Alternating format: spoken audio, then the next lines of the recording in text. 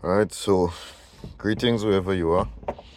Now this is for the Ford vehicles. Ford Transit, Ford Focus, the Ford lines of vehicle, right?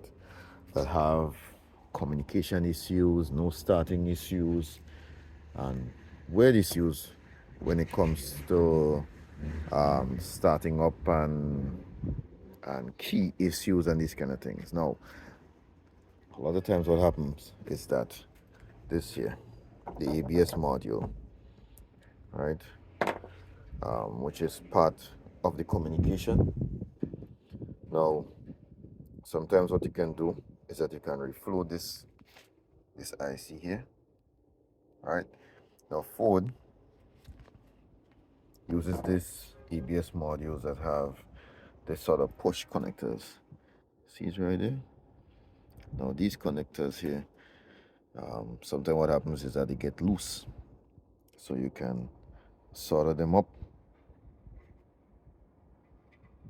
to help and reflow this IC here, and also this fella here. This is the main one, right?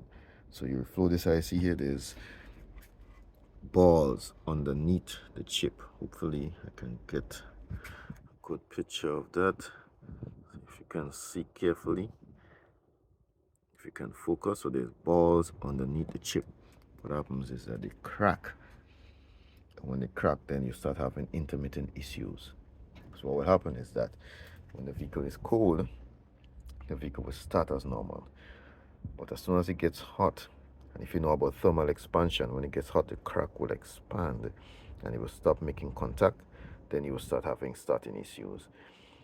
So all of these here that has the Continental ABS module. So alternatively, you can replace the module, or you can have it repaired. It's not an easy work, but it's certainly a DIY job if you know what you're doing. And you have it reflowed and put it back, and it should take care of your issues.